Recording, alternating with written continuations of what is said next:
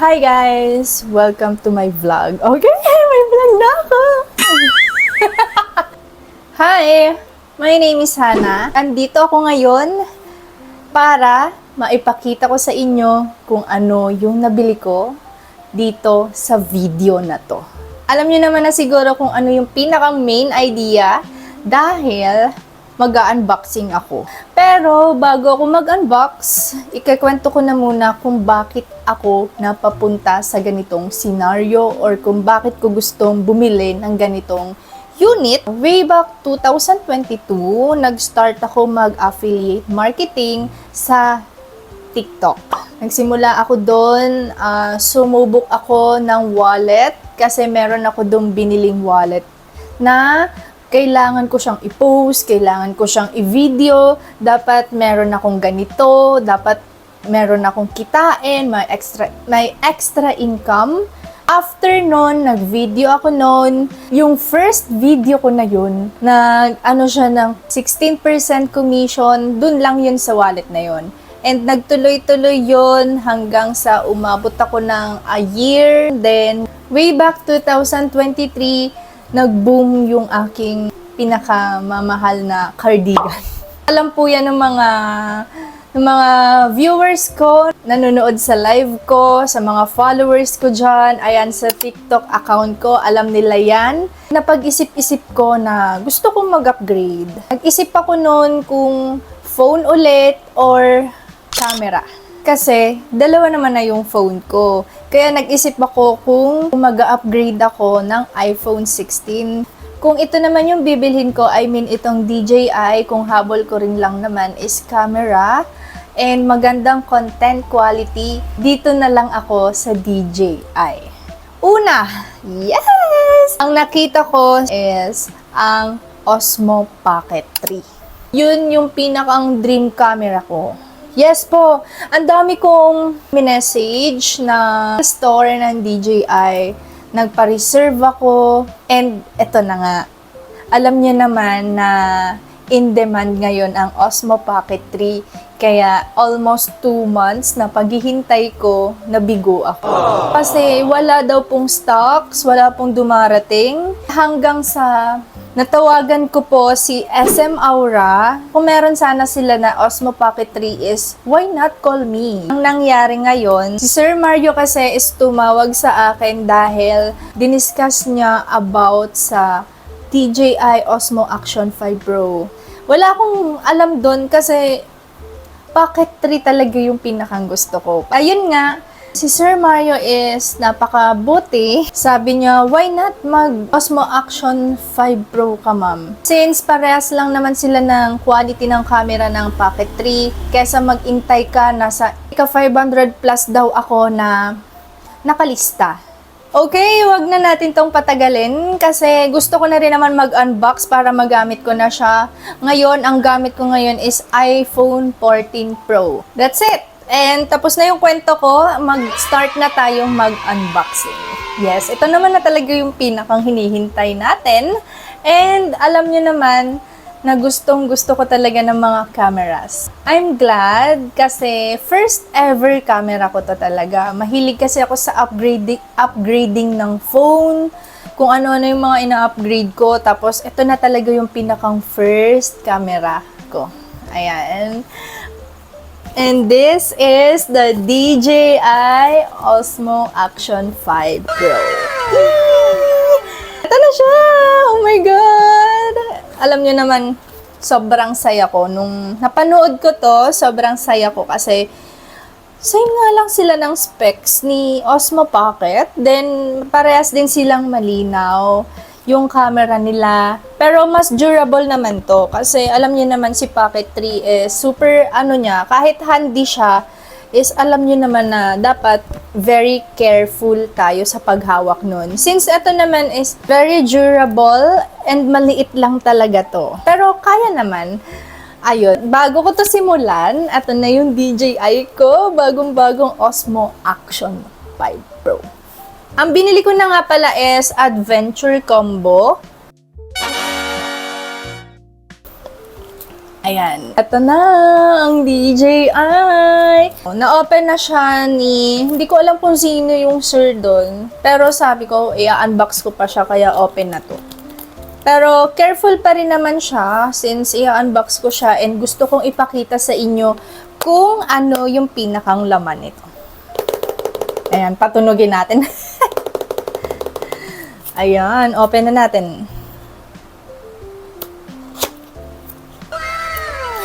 And, ayan, meron siyang dalawang box dito, isang accessories, baliktad. Sige, baliktarin natin. Isang accessories, and ito naman yung sa mismong camera. Unahin na muna itong accessories. Ayan, kung makikita nyo. Ito, accessories. Open na natin. Ito yung pinakang loob. Ito. Una, ano to? Una, yung pang screw. Sorry guys, kung ano man yung mabanggit ko kasi hindi ko talaga alam kung ano yung mga tawag dito. Mamaya unbox natin. Ito yung laman. And meron ding charging cable. Ito, charging cable. And stickers. Ito, stickers. And meron din siyang battery. Ito yung battery niya. Ayan. 3 battery na nga pala yung naka-insert dito. May 3 kayong battery na extra na pwede nyong gamitin. And i-charge nyo na lang yon pag nagte-travel kayo. Next is, dito naman tayo sa pinakang main. Ito. Kung makikita nyo, ilalapit ko siya. At nandito na yung yung camera. Osmo Action 5 Pro. Ayan, may silica gel pa. And, ito na yung pinakang main. Unahin ko na muna itong case ng camera. Ito, meron siyang case ng camera. And, ito na yung pinakang main camera. Oh my gosh! Ito na siya. Pagpasensyahan nyo na yung boses ko, guys. Talagang nakaka-excite. Ito na yung camera. Mamaya natin yan bubuksan isa-isa. Tapos na tayo dun sa pangalawang box. And meron pa pala ditong isa. Ang selfie stick. Ito na yung selfie stick. And take note guys ha. Ito nga pala yung naka-invisible selfie stick na to. Okay. Dito na tayo sa mga accessories. Ito yung charging cable. Type-C to Type-C siya ha. Type-C to Type-C, wala siyang kasamang adapter. Ito naman yung screw. Ito yung dalawang screw na kasama sa Adventure Combo na ilalagay nyo doon sa selfie stick. And yung batteries, ayan. Ayan siya. Kapag in-open nyo daw to is, makikita nyo yung kulay. Kapag daw color brown is medium na yung charge. Alam nyo yun, yung parang 50% charge. Then, kapag daw naka-green is 100% and magkukulay pula pa ata. Correct me if I'm wrong. Ayan, sorry na po sa mga promoter natin dyan. Correct me if I'm wrong po ha. And, ayan na, bubuksan na natin. Ayan, nakaganyan siya. And ito na, buksan na natin. Yan. And meron na nga pala ditong charge ha. Pwede nyo siyang i-charge if ever man na low-bat yung 3 batteries nyo. And pwede kayong kumuha dito ng isa and may extra battery pa yan na 2. Ito yung kasama sa accessories ha. Ito yung case. Ayan, ganyan lang siya kaliit. And sa loob nito, ayan, panglagay ata to sa helmet. Correct me if I'm wrong, sorry. Tapos, meron siyang dikitan dito. Ito siya. Ito, dyan mo siya ididikit. Then, dito mo ilalagay yung action camera mo. Meron din sa loob nito na ganito. Extra din ata to. Alam ko na. Ito ata yung sa selfie stick. Wait lang. Oo, yung sa selfie stick nga. And, ito na yung pinakang main. Ito na, ang camera. The camera. Yee! ang ating DJI Action 5 Pro. Ayan. Kita niyo na kung saan ako nagvi-video. Ayan. Ito siya. Paikot natin.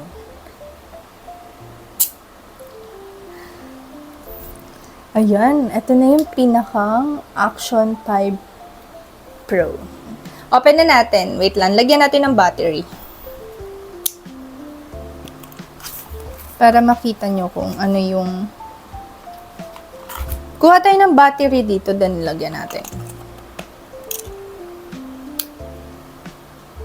Ito nga pala yung on and off. Nasa gilid yung on and off. Wait. Ayan na.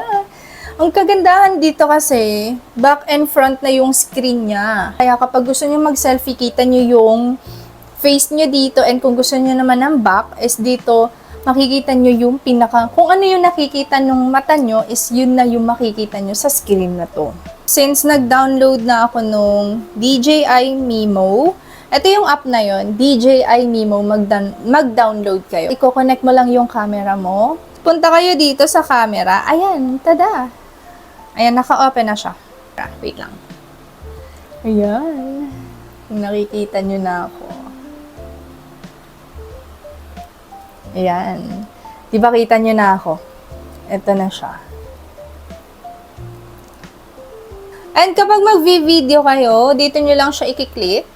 At kung gusto nyo naman siyang i-off, is dito rin naman ulit. And magko-close na siya. And that's it! This is the DJI. Napakaganda ng ating camera. This is the DJI Action 5 Pro. And the next video, ipapakita ko sa inyo kung ano yung mga features and video na kuha nitong DJI Action 5 Pro. And as you can see, eto na. Andito na ako sa Osmo Action. Yung mic niya is hindi ko alam kung nakikinig nyo talaga ako ng maayos. Kung nakikinig nyo ako ng clear, ibig sabihin is super ganda talaga nito. Kasi ang pagkakaalam ko, meron siyang built-in mic doon sa pinakang loob. Ayan. Correct me if I'm wrong ulit kasi ako po ay baguhan pa lamang dito. So, that's it. Dito ko na siguro i-end yung video. See you on my next vlog or video. Mag-upload ako ng raw picture and video na kuha dito sa Action 5 Pro. See you on my next video. Bye-bye!